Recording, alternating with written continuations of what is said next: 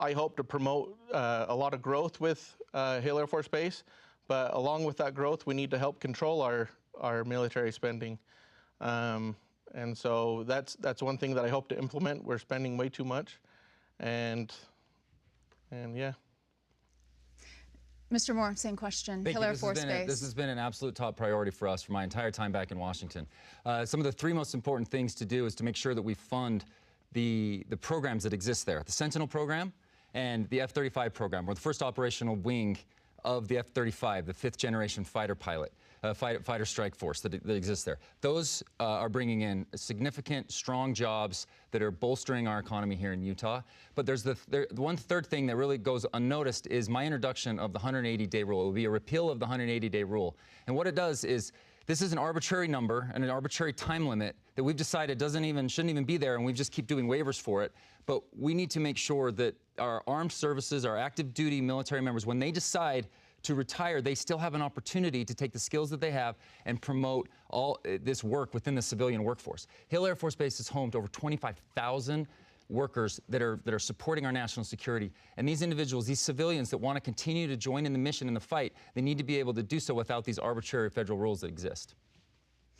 Mr. Moore, the next question goes to you. The IRS also employs a sizable workforce in Ogden, in the 1st District. How do you plan to forge relationships with the IRS? Right, so I'll show up. I've done town halls with folks at the IRS. There's a lot of debate that's been going on since the Inflation Reduction Act was implemented by sort of Democrat rule. When you have one-party control in Washington, D.C., you can vote on a bill that is party line only. It's called budget reconciliation. And President Biden enacted 2 of these. One was the first one that was the worst possible thing for our middle class and lower income Americans, and that was the American Rescue Plan. The second was Inflation Reduction Act. These are party line votes. They don't even have to go through the filibuster in the Senate, and they've wreaked havoc on this. One thing that they did in this bill was that they did an $80 billion funding approach to the IRS, and the IRS doesn't need that. The folks at the IRS, they say the most important thing they need is better customer service capabilities. And so what we did as Republicans, we repealed the largest portion of that funding and kept just the part that helps them do their job in an effective, productive way. That's what they want. They want to be able to do their job with efficiency and do it what they went in to do that job for. When we have 6,000, largest processing facility in the country here in Ogden, we need to make sure that they have the tools necessary to do their job effectively. Mr. Miller, same question to you. Yeah, do you want to repeat the question? Happy to. The IRS also employs a sizable workforce in Ogden. How do you plan to forge relationships with the IRS? You know, the IRS is a vital agency in our federal government. A lot of times they get a bad rap, but we need to make sure that they do have the tools necessary to fulfill their jobs in an efficient way. And to be honest, I haven't really looked incredibly into detail into this topic. And I do realize that the IRS is in Ogden. I have several people that I am friends with that are there. But as far as, I just want to make a note as far as the 87,000 IRS agents that Joe Biden put in, and that is one of the things that I would love to see cut out of our budget. We don't need more IRS agents, and they say that they're there to go after those that are dodging taxes, and I think that's a farce, and it's only going to hurt middle and low income constituents. We'll move on to the next question. And Mr. Miller, this one goes to you first. Is Russia a threat to countries like Poland, Finland, and the Baltic states? If Russia were to expand its war in Europe into NATO countries, would you support a U.S. military response? That's a good question. I am anti-Russia. I don't like Putin, and you know, that's a complex situation. It's obviously going to, like, we have an agreement with NATO, and so yes, there probably is going to be a response because we are in that agreement, in that NATO alliance. And as far as Russia goes, I don't know if we're going to get a Ukraine question, but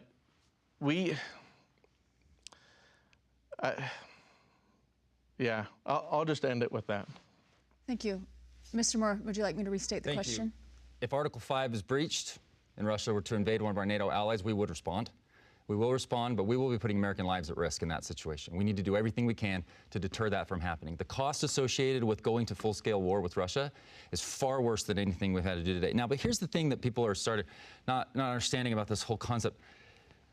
We made a commitment to Ukraine in 1991 that we would support them if they gave up their nuclear weapons. That's the thing that keeps us the most safe. We do it right here at Hill Air Force Base. It's called the Sentinel program. That keeps global security across the entire world because people know not to mess with us. When Obama was president, Putin took over Crimea. Nothing happened during President Trump. They didn't advance. When Biden was president, they advanced again. If President Trump is back in the White House and he came up with an idea, President Trump came up with an idea to support Ukraine right now and get this to a point where he can end this conflict. And I hope we can end this before it ever enters in to anything related to an Article 5 breach and anything related to our NATO allies. If I could ask a follow-up question, and we'll go to you, Mr. Miller, and then to you, Mr. Moore, and you'll each have 1 minute for a follow-up if you need it. What exactly do you believe Congress can do to deter Russia from expanding its aggression into NATO countries that would incite a military response? Yeah, well, I'll tell you that the sanctions that the Biden administration has imposed aren't really doing us any favors right now. It's not hindered Russia's progress, and Russia's still going on, and their military might is obviously stronger and more resilient than the Ukrainian military might. And one thing that I want to bring up about Ukraine is Ukraine's not an ally. So, and what is the end goal with Ukraine? Why do we keep funding the Ukraine war? Because Ukraine does not really have a real economic impact on the U.S. They only are about $2 billion of trade between the U.S. and Ukraine, which is 0.1%. So why are we so invested in Ukraine? And I want to ask Congressman Moore, where are we getting the money to fund the Ukraine war? Mr. Moore, starting with the follow-up question, what can Congress do? What can the United States do to deter Russia? Largely what I had just expressed. You can't deter Russia without keeping them from invading and taking full control of Ukraine. That you don't get to have it both ways in this situation. Russia could easily take their tanks and walk into Kyiv. And I hope that no American, no matter where you feel about our support for Ukraine, I hope we all can agree that we do not want to see Vladimir Putin and Russian tanks entering into Kyiv. Right? And if you don't want to call them an ally, great. That's your point. They're not a NATO ally, but they are fighting for their own democracy. When you have private, personal conversations with people that have been there, Senate President Stuart Adams in particular, who's okay with me sharing anything related to this, just seeing the children that are being abducted and killed and taken back to Russia to be re-educated. Like, they're fighting for their own democracy, and we have supported them with less than 0.2% of our GDP. And we've galvanized NATO, we've galvanized our European allies to do the lion's share of the humanitarian work, and our job was to provide lethal aid for them to be able to fight back when they're willing to fight for themselves without putting a single American life at risk. We're able to deter them from doing this. To your exact question, we can deter them if we're willing to support them. It cannot be an endless war, though. That's why I talk about getting President Trump back in the White House. He has, I believe, the capability to end this conflict. Thank you. Mr. Miller asked you a question, so I'll give you 20 seconds to respond, and then, Mr. Miller, we'll come back to you for some time to rebut here on this, and then we'll move on to the next question. He asked, where would the money come from? Where, if we're going to continue, if deterring Russia requires continuing to support Ukraine militarily to prevent Russia from taking Ukraine, where does that money come from? Right. What I'm strongly concerned about, and I'll take most of my questions from you, Ms. Rose, today. What I'm concerned about mostly, though, is what it would cost us if you let Putin walk into Ukraine and you let Russian tanks enter in Kyiv, and then it breaches Article 5 of our NATO treaty. The cost will be astronomical. And most of all of this money is supporting jobs here back in the U.S. that we can provide them, simply lethal supply. And part of it is actually in a loan package that President Trump came up with this idea. Mr. Miller. So he talks about protecting democracy. And, you know, it's not our job to protect democracy all around the world. If that were our job, we would be bankrupt. And we are bankrupting ourselves doing that.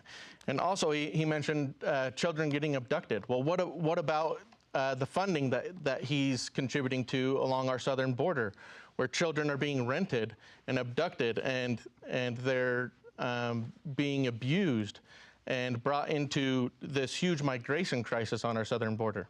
We're going to get to the immigration question, so let's move on to the next question. But just as he brought up something, I have absolutely no idea what he's talking about with funding that I've supported. That's completely out of... So one thing you're going to always get from me is the reality of this job. And it's unfortunate because there's so much spin and so much political rhetoric that gets spewed. You will always get reality out of me, as I mentioned in my opening statement. There will be rhetoric and there will be reality. And to me, that is what I will always get. I have no idea what the gentleman's talking about. Thank you. We're going to address immigration in just a moment, so if you'll bear with me here, let's move on to the next question. And this question goes to you, Mr. Moore, first. If elected, you would likely be part of a very narrow, either majority or minority, yes, we will, in a closely divided Congress. How would you work in that situation to the benefit of a second district? Would you be open to compromise? Second district, you mean first district, right? So you're talking about the benefit of the first. Talking about northern Utah. Yeah, to your yeah, it's been very difficult. It's been the 118th Congress has been unique, as we all have been able to see and watch. So being in a narrow majority is tough, and you have to work really hard at building relationships, establishing trust. And when there was a seat open up, I disagree with why there was a seat in leadership opening up last fall. When there was a seat that was opened up, at first I was reluctant to it because I was joked with my chief of staff, like, why in the world would I run for leadership? Don't you see what they do to the leadership around here, as we just vacated a speaker and basically the first time in history? But I knew it was going to be important for Utah. I knew it's important for Utah to have a voice at the table. When I first ran, I said, you know, I want to take Utah principles back to Washington, and I don't want that to just be a bumper sticker. And so I ran for this leadership position, kind of putting myself out there. And we have had, if you look at the outcomes that we've been able to have as a House majority, a narrow majority, it's not easy, but we're accomplishing things. We're keeping all of President Biden's spending completely at bay. He enacted over $5 trillion. My time is up, and hopefully we'll get a chance to talk more about this. But you have to build relationships, and you have to stick together as a team. Sometimes we do it, and we haven't done it in some other times. Thank you. Mr. Miller, you'll have an additional 10 seconds here for your response. If elected, you'd be part of a very narrow majority or minority in Congress. How will you work to the benefit of the first district, and will you be open to compromise? Yeah, a lot of that deals with inflation and voting for these spending bills. Congressman Moore talks about voting against funding Biden's agenda, but yet look at what he's voted for as far as spending bills. All of them. All of the omnibus and minibus bills. He's funded Biden's agenda. So I know that it's going to be really hard and difficult if I were to get into Congress. You know, I'm not running to be part of the uniparty or the establishment. I'm running to be different and to make a difference and not to enrich myself. I want good, positive policy for the first district and for America. And, you know, I'm not running to compromise. I think that the Republican Party has compromised their principles too much. And it seems like the Democrats are the only ones that win out of the compromise. And so I am running to change that, and we need to get real results and implement real policy that's beneficial to the first district. Mr. Moore, 30 seconds for rebuttal. Yes, thank you. So let's talk about the reality here of what's going on. So when I'm in the minority, it's very easy. In fact, I did it vast majority of time, voted against pretty much all of President Biden's spending agenda. Inflation comes from the American Rescue Plan, the $2 trillion no offset spending bill that he enacted his first 2 months in office when the Senate flipped. The reality of the appropriations process, when Republicans are in the majority, even with a narrow majority, we did what we haven't been able to do since 2013. Republicans have been able to support defense and lower non-defense discretionary with a $2 trillion savings out of the budget cycle. That's not my numbers, that's CBO numbers. So $2 trillion is taken out when you support something. It's easy to vote no. When you're in the majority, though, you've got to lead. And we've been back there trying to lead this through. I support Speaker Johnson in his effort to try to trim out as much of this budget as we possibly can while keeping all of President Biden's other initiatives that he would want to do completely at bay. Mr. Miller, you'll have an additional 30 seconds for your rebuttal. Yeah, so he talks about cutting $2 trillion out of our budget. But that $2 trillion is over a 10-year period. So that means that you will need the majority in Congress in order to approve those spending cuts every single time. So it only helps when we're in the majority, and we can't bank on that. And also, every time that we vote for the deficit that we've continued to have, it increases our interest payment, which our interest payment will soon catch up to us, and soon we'll be printing money to pay that off, which causes inflation. Mr. Moore, I'll give you one more rebuttal, and I ask you to respect the clock at 30 seconds, please. Absolutely, and that's great, because as I mentioned, the budget cycle, I'm not trying to hide that information. That's what a budget cycle is. That's what the CBO does. The vast majority of the appropriations bill supports our defense, our veterans, our border security, our homeland security. That's what that goes. That's the big misnomer that often gets missed in a lot of the rhetoric that you'll see. But the reality is we need to make sure that we support our defense community, right? And especially when you represent 25,000 plus individuals serving every day to support our defense community. Thank you. Thank you. Mr. Miller, 30 seconds, and we'll move on. I'm okay. All right, next question we have, it will go to you, Mr. Miller, and it's actually a video question from a student at Southern Utah University. Let's take a look.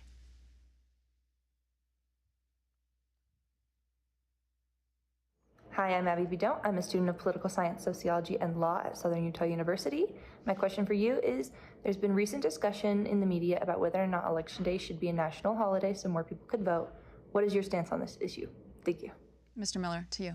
I love this question. Thank you so much for asking it. And yes, I think that the first Tuesday in November should be a national holiday, and it should be one that Americans get off. I feel like ever since the universal mail-in voting has been implemented, there has been fraud, despite what the media might tell you. And so we do need to secure our elections. We do need voter ID when we vote. And we need to help safeguard our elections to make them more secure. Mr. Moore. Yes, I love the idea of a national holiday for this. It's an important thing. It is something that could, I think, get a lot of broad bipartisan support. And so agree with the question. And the thing that, one of the very first bills, so when you have a chance to serve in Congress, this is not something I understood right away, but before I got there, your first 10 bills called HR 1, 2, 3, 4, all the way through 10, that tells you what the priority is. Republicans, when we got the majority, was energy, was immigration and border security, and then it was our HR 3 was tax reform. We have a very important year in 2025 with regards to all of the President Trump signed into law tax provisions in 2017. Those are going to be expiring next year. Those are our HR 1 through 3. Democrats put in HR 1. Their HR 1 was this this bill that would obliterate all the things required to run safe and secure elections. And that was something that I was very strongly against. And if they get back in the majority, I assume it'll be their HR 1 again. Thank you. Let's talk immigration, gentlemen. Congress has been unable to reach immigration reform, an agreement on immigration reform for decades at this point. A comprehensive, negotiated, bipartisan reform package was defeated earlier this year.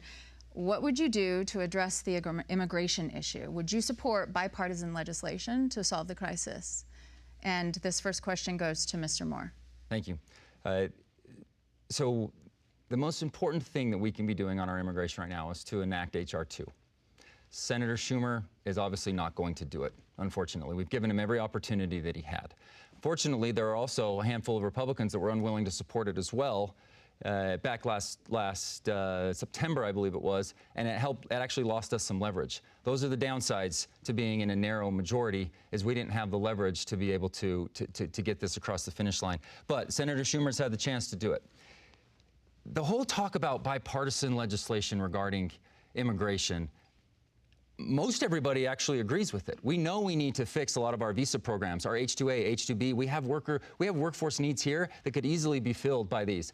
But unless you do the border security apparatus first, remain in Mexico, end catch and release, fix the parole authority, you will only invite more border or cartel activity at the southern border. And that's what's been going on at this crisis over the last 3 years. That's what we're trying to do. You have to deal with border security first, and then come on board with a merit-based immigration reform program that a lot of people already agree with. So that's the reality of this one. Mr. Miller, and you'll have an additional 10 seconds. Yeah, I also agree with H.R. 2, the Secure the Border Act of 2023, that was legislation that I would also support. You know, I'm not here to compromise on the Democrats' immigration policies. I think the laws that we have in place right now are the laws that we need to continue. And we just need to enforce the law. And so Mr. Moore, or Congressman Moore, talked about he didn't fund the border. Well, he voted for H.R. 4665, which talks about migration and refugee assistance, which was it was in the billions of dollars for funding for migration assistance. And so, yes, he is funding Biden's border policies. And not to mention, he also voted for the omnibus bill, which also furthered Biden's agenda. But we do need, one thing that Congressman Moore forgot to mention is we need to finish the wall. We do need the border wall, and it is a huge safeguard as far as illegal immigration. Thank you, Mr. Moore. 30 seconds for rebuttal. Right. Again, the omni that he mentions, again, is the appropriations process, and Republicans, being in the majority, led that process. We got the best deal that we could possibly get. We haven't done what we did since Republicans were in control of Congress in 2013 to support defense and lower non-defense discretionary. We need to make sure that we at least provide some security to our border agents right now, and we don't want to make them go to work without getting paid. That's the part that I think I'm going to disagree with my challenger here on. Mr. Miller, yes, 30 seconds. Yeah, in the omnibus bill was chocked full of foreign assistance. And that is exactly what we need to get out of our spending. We don't need to be borrowing money from China to go and spend it in some foreign nation. That is exactly what we need to get out of our budget. And one thing that I would love Congressman Moore to answer is what was the most let's see, how do I want to word this? What was the most negative thing that we passed in the omnibus bill? He talks about positives, but what's the negative? What did we compromise? Would you like a rebuttal, No, Mr. Moore? I'll take the questions from you, Ms. Rose. All right, thank you, gentlemen. Next question is from social media. We have a member of our online audience named Justin Hill. And this question goes first to you, Mr. Miller. Would either candidate support legislation to remove the National Firearms Act and Gun Control Act? Mr. Miller. Yeah, there are some things that we might need to change in the NFA. But I think where the Second Amendment is right now is in a pretty good spot. I support, you know, going through certain regulations as far as getting fully automatics, but I in no way support a semi-automatic weapons ban, you know, or assault rifle ban, or any other restrictions on our Second Amendment rights as they currently sit. Thank you, Mr. Moore. All right, I have a very strong rating with organizations like the National Shooting Sportsman Foundation, the NRA. These groups see that I'm a very strong supporter of the Second Amendment, reasonable in my approach to be able to enact good legislation too. So with the NFA, it doesn't have the support to get past a Senate filibuster, and it's not subject to the budget reconciliation process that is required when you have the White House, House, and Senate. So it's essentially, it's not going to happen. It's been talked about for decades, but what we need to do is to make sure that what we used, and particularly with this appropriations process, we got it so veterans are never going to be targeted through their bank account. If they bounce a check, there would be Second Amendment issues. They would have their Second Amendment rights potentially taken away. And we stood firm as a Republican conference to make sure that we got rid of that. Gun Owners of America lauded us passing the appropriations process to use that piece of leverage. We're also doing something else with suppressors. There's the Pittman-Robertson Act that puts a lot of the money towards conservation. Gun owners, hunters are our nation's first conservationists. They want healthy forests. We are taking a bill that would take the money that is used on these suppressors and moving it over to the Pittman-Robertson. It's lauded by all of the big gun groups and the sportsman folks as some of the best, most logical legislation we can do. Thank you. Thank you very much. We have now reached the halfway point of the debate featuring Republican primary candidates Paul Miller and Blake Moore in District 1. Once again, I'm Julie Rose, and we encourage you to submit your questions during this live broadcast. Use the hashtag UTDebates on social media. Now let's return to the debate. You've both mentioned large bills, omnibus bills, and we have seen many very large bills covering an array of issues, both budget and issue bills in Congress. If you agree with the majority of the policies in a bill, but disagree with some parts, would you vote against it or vote in support as a compromise? How do you draw that line? Mr. Moore, we'll start with you. Thank you. This is a question ultimately about leadership. I would say that Speaker Johnson has done the yeoman's work to take over where we were last fall. And even he would say, I don't support every single thing that was in the annual appropriations process. But what we did with the annual appropriations process was make sure that we supported defense. We gave the biggest military pay increase that we've been able to do. We're working on some for some of the younger, newer airmen and other enlisted folks as we approach the next cycle for FY25. But when you're in the majority, you get an opportunity to lead. And if there's something to quibble about, you do everything you can to be able to remove that piece of legislation. Oftentimes, what a lot of the rhetoric gets spewed about is early in the process. You have to advance some of these bills, but you know once it goes through the conferencing, it will be taken out before the final passage. And so a lot of the rhetoric gets spewed about something that's early on in the bill, and as you move it along the process, it ultimately gets removed. We know it's going to get removed, but again, you can't control all of the false narratives that go out there, but what you can do is make sure that you're reducing spending at every turn that you possibly can and using every piece of leverage. Thank you. Mr. Miller, to you, would you like me to repeat the question? Sure. We have seen very large bills covering an array of issues, both budget bills, issue bills in Congress. If you agree with the majority of the policies in a bill, but disagree with some other parts, do you vote against it? Do you vote in support as a compromise? How do you draw that line? And you're welcome to take 5 extra seconds. Yeah, like that's the thing. What is a deal breaker? What is a deal breaker? How? And you know, one of the bills that Congressman Moore voted for was the National Defense Authorization Act of 2023, where it entered women into the draft. So if that's not a deal breaker, what is a deal breaker?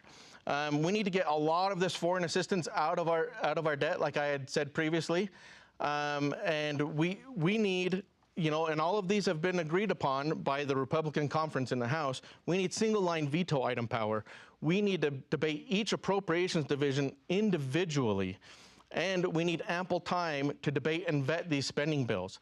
And that process is not being entertained. And so every time that they bring a spending bill to the floor, it's always 24 to 48 hours before the spending expires, resulting in a government shutdown if they don't vote for it. So if they're always going to, and my opponent has always said that he will not vote against a spending bill if there's a government shutdown tied to it. So if they're always going to use this process, he will never vote against spending. Mr. Moore, 30 seconds for rebuttal. Once again, never said that, but my challengers can say whatever they're going to say. They have to grab at straws, and that's just the game that we're playing in this world of politics. The key piece here, so government shutdowns. Have they ever solved our debt? No. I don't want to go to a government shutdown, but we use as much leverage as we can before that moment happens.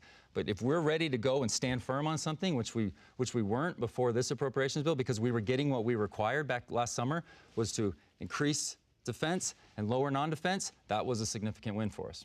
Mr. Miller, yes, 30 seconds. Yes, Representative Moore did say that he would not vote. He wouldn't vote against. He said I would never vote against. He would not vote against a spending bill here, because if he's going to make accusations, we need to make sure that we're very clear about what I would do. I would absolutely go to a government shutdown if the Republican conference is united in getting us out of that shutdown. But if we're fractured and we already got what we required of it, then going to a shutdown would be arbitrary, and it would be for political points, which I'm not back in Washington to do. Let's let Mr. Miller respond. Thank you. Happily. So he had a town hall at the Hill Air Force Base Aerospace Museum, and he talked about a government shutdown has never resulted in decreased spending. So I will not vote against a government shutdown.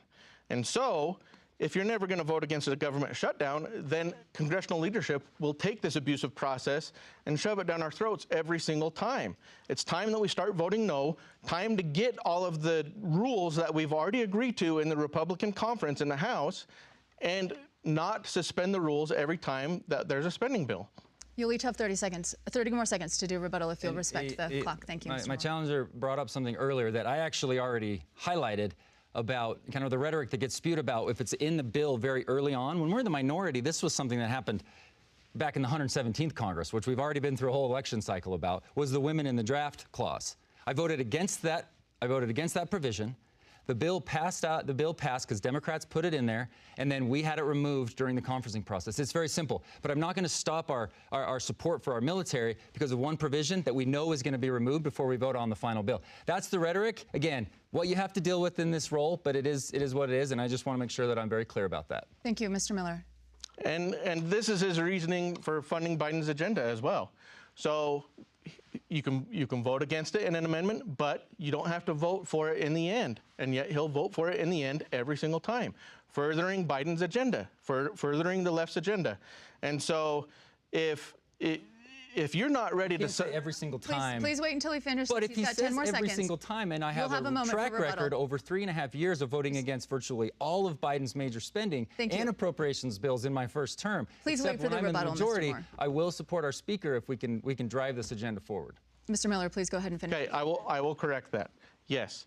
Since they've been in the majority, he has funded Biden's agenda. Okay, that's probably accurate. Not necessarily, because Biden wouldn't want to put parity between he would want to put parity between defense and non-defense. I'm just being accurate. I committed to my constituents that I will be about reality and not rhetoric, and not lies, and not the false narratives that get spewed in this crazy world of politics. But I get why they exist. But I want to be very clear. Biden's agenda would have put parity on defense and non-defense. And what we did is we increased defense and lowered non-defense discretionary. That's not Biden's agenda. And the CBO director even admitted that to us in our committee hearing. We're going to move on. Mr. Miller, do you have 15 seconds more that you'd like to say without making additional accusations that will continue this? Yeah. And so that's the thing. And you asked this question earlier. When is the threshold of when do you vote on a spending bill? You know, what are we going to compromise? And that's the thing. Like, I'm not here to further Biden's agenda or the left's agenda. Like, we need to stop compromising. We agree on that. Thank you both. Moving on to the next question, and I believe it is Mr. Miller that will have the first response here. The personal income tax cuts passed by Congress in 2017 will expire in 2025. Do you favor the extension of those cuts? Why or why not? Yes, I absolutely do, because it helps the middle and low income families in the district. And I already know what my opponent's going to say. He's going to say that he's going to need to be on the budget committee to implement these policies. Ways and Means Committee. It goes through the Ways and Means Please wait until you'll have your opportunity. You will have your opportunity. So he's going to be the only one to be in Congress, and so he needs to get reelected, so that way we can push this. The Speaker of the House will find somebody else that will also vote in favor of these tax cuts. And so, which they are important. And, you know, tax cuts for middle-class Americans is very important. And we need to protect those. Mr. Moore. I'll continue on with that because I am absolutely so excited about being in a position in 2025 to redo all of the tax provisions that were done by President Trump and Congressional Republicans back in 2017.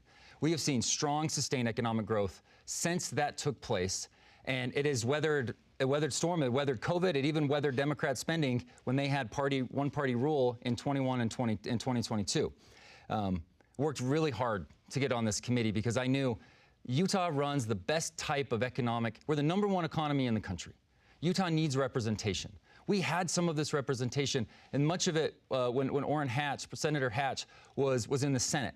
There is only one committee, however, in the House, and even one committee in all of Congress that generates a revenue bill like this type of tax-related bill, and that's the House Ways and Means Committee. And I fought like crazy to be on this because I wanted to take what I know Utah does so well and inject it. I am on 3 different tax teams: international competitiveness, community, and family tax. The things that the Democrats get wrong about this is we doubled the standard deduction for lower and middle-income Americans, and we also increased the child tax credit. That's what Republicans did in 2017, and all they do is sit there and lie about the fact that this is just for the wealthy, and it's not. This is actually what grew our real wage growth without increasing inflation, and I look forward to repeating that for next year. Thank you.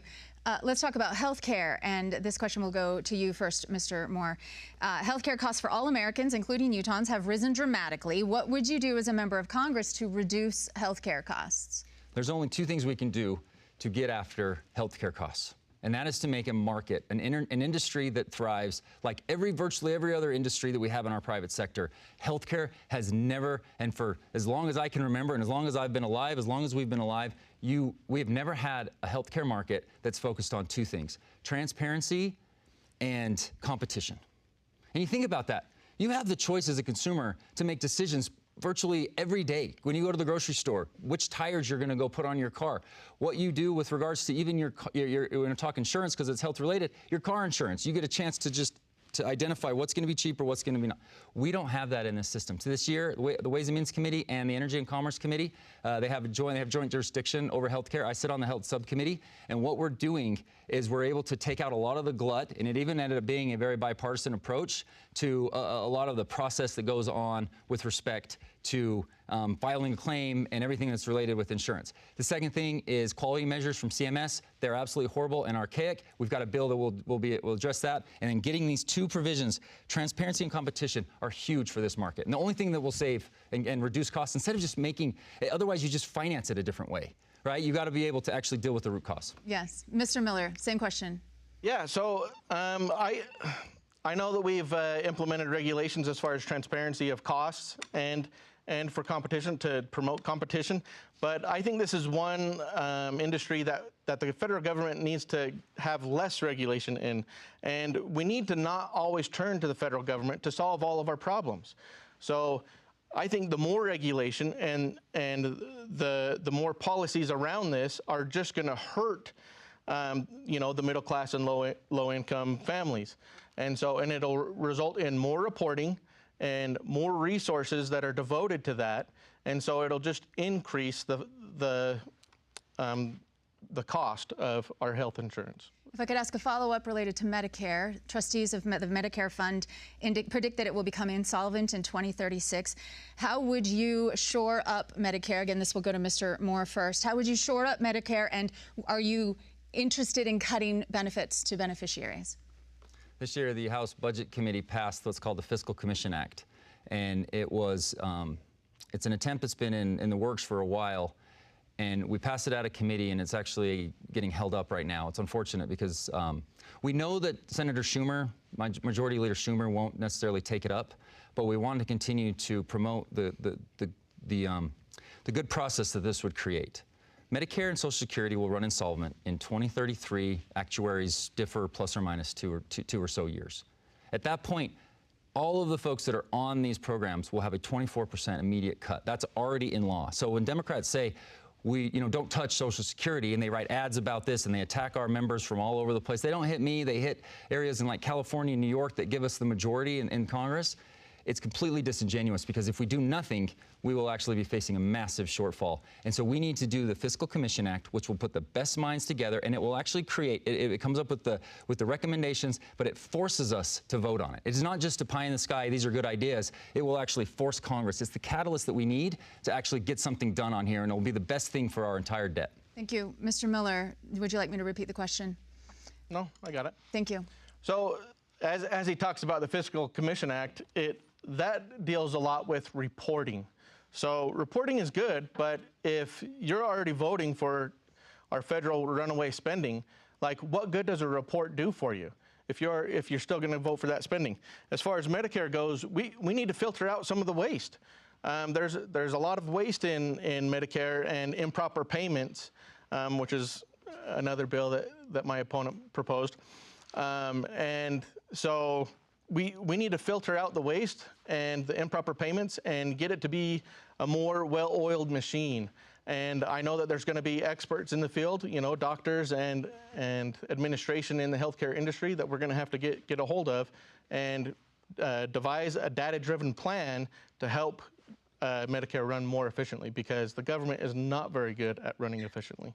Mr. Moore, 30 seconds. Thanks. I just want to clear up. I think my challenger is talking about the fiscal state of the nation, which is my bill, which we did pass out of committee, and that is a reporting requirement that will take place. That's not the Fiscal Commission Act. So these are two very, very different bills.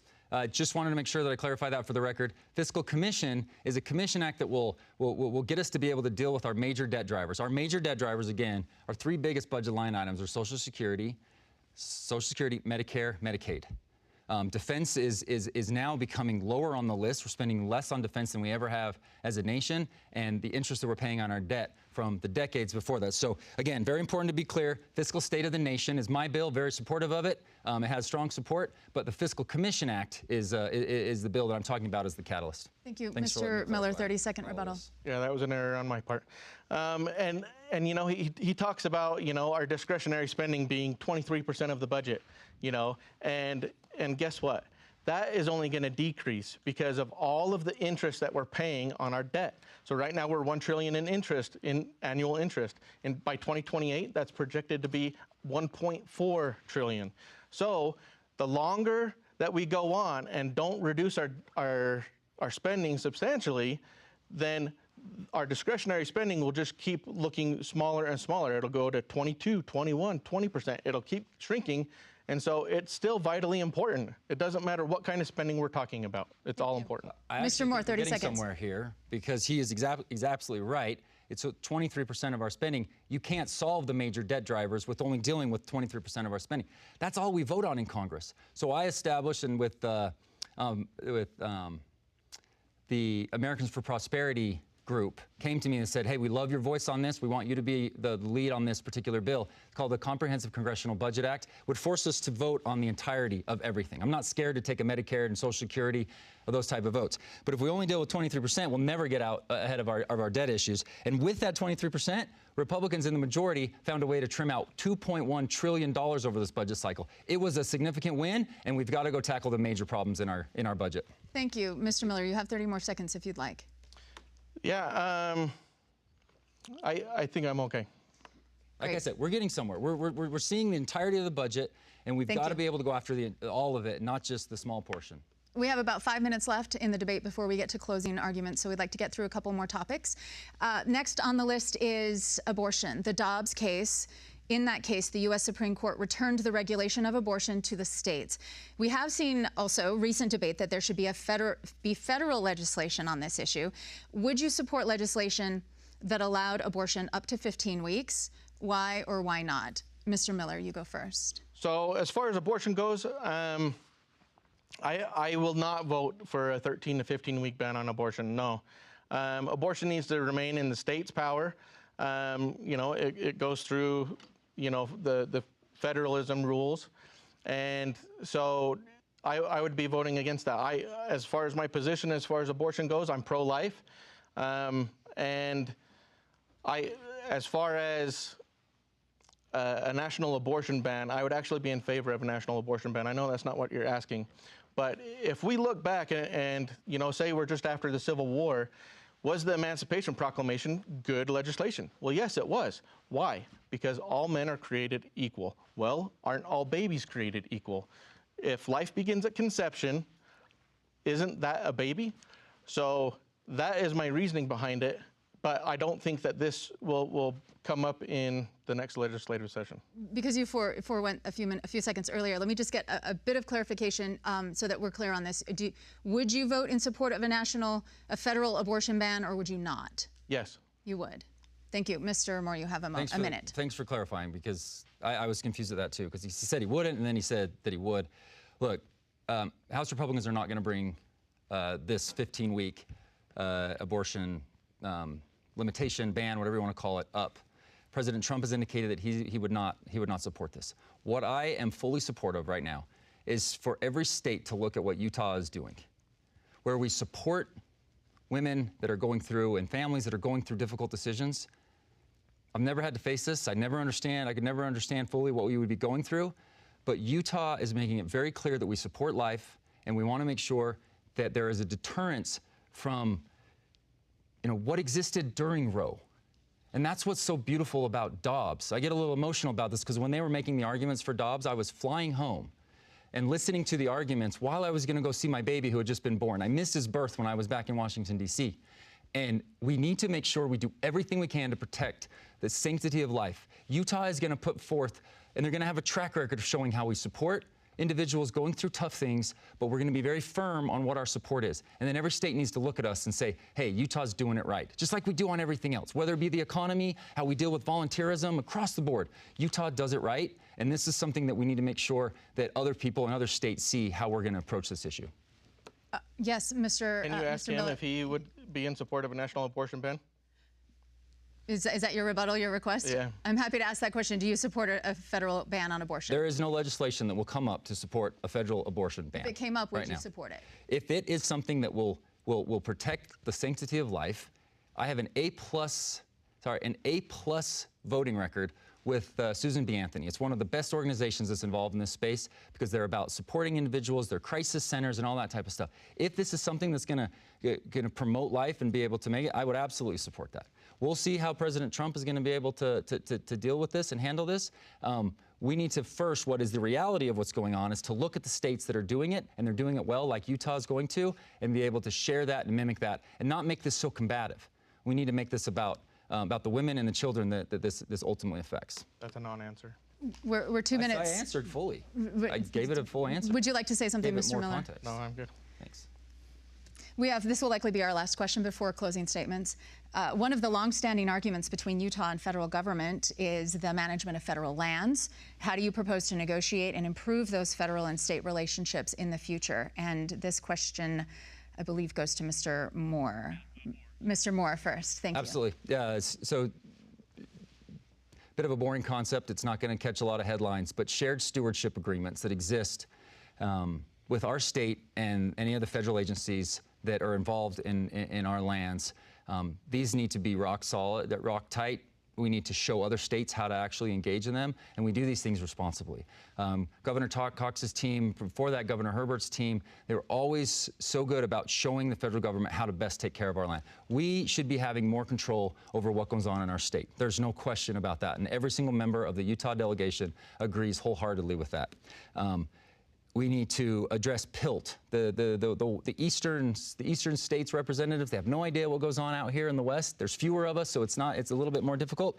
But show them how we do it best, and we'll continue to have good outcomes like we do here. Thank you. 45 seconds, Mr. Miller. So our public lands should be coming back towards our state. Our state should have more control over our land. And to be honest, I'd love to see a repeal of the Antiquities Act, where Biden and Obama are taking huge swaths of land in southern Utah and creating monuments out of them. And so this is highly detrimental to our mining and our industry in the area, and it stunts economic growth. And not only that, it affects the hunters, and it affects those that are trying to enjoy the outdoors in southern Utah. And so, yeah, there's a lot of problems with the government and our public lands. Thank you. We have now reached the end of the debate. And by random drawing held earlier, it was determined that the first closing statement would go to candidate Moore. So, Mr. Moore, Blake Moore, your closing statement. You'll have 1 minute. Again, thank you, Julie, for a great debate and a great discussion with Mr. Miller. I keep it very simple here, and we already talked about it a little bit. I've worked my tail off. We're getting a constituent service award. Candidly, that's one of the most important things we do, helping my constituents navigate a federal agency that they have to. It's very difficult in a lot of ways. You get stuck in the loop, and we're there to be able to support you and help you navigate getting a passport, dealing with an IRS issue, Social Security, you name it. But next year is an opportunity for Republicans like we haven't had in a long time. We took back the House this last time. I'm thrilled to be a part of going and helping my candidates and other candidates across the country to make sure that we have the numbers to be able to do that. With that, we have kept President Biden's spending to nil. It has been completely obliterated from his ability to do all of the $5 trillion that he did. Next year, we have a chance to redo a lot of what was so successful in 2017. Through the House Ways and Means Committee and through making sure that we have these tax provisions, they're all expiring basically next year. We need to make sure that we reenact them so we have the strongest economy continual in the next 20 to 30 years as our nation. And this is the year that we're going to have a chance to do that. Send me back there. That's why I asked for your vote, so I can continue the work I've been doing. Thank you very much, Mr. Moore. Mr. Paul Miller, your closing statement. Yeah, I am not a politician. I am here to represent the middle class, and that's what I fully intend to do. If I get elected, I won't be the guy at town halls telling you what I've done. I'll be the guy at town halls asking you, what should I do? What policies would you like to see changed? And, you know, I want to represent my friends, my neighbors, and my family, and those in the 1st District. And, you know, Congressman Moore asked for the majority when he ran 2 years ago, and he said that they wanted the majority. And now that they have the majority, they haven't pushed their leverage with the House, and they have compromised way too much. And I feel like that's what we need to cut out of our representation in Washington, D.C., and we need change, and we need it now, especially when it comes to our debt. But I appreciate your support, and I appreciate your vote on June 25th. Thank you to our candidates Paul Miller and Blake Moore for participating today and for your dedication to public service, both of you. Election Day is Tuesday, June 25th. Contact your county clerk if you have any questions about making your vote count in this election. We greatly appreciate PBS Utah for donating the production facilities to broadcast this debate.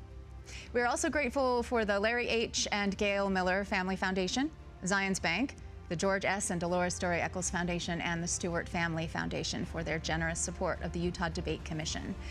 This debate and others from previous years are available online at utahdebatecommission.org. I'm Julie Rose of BYU Radio. Thank you and good day.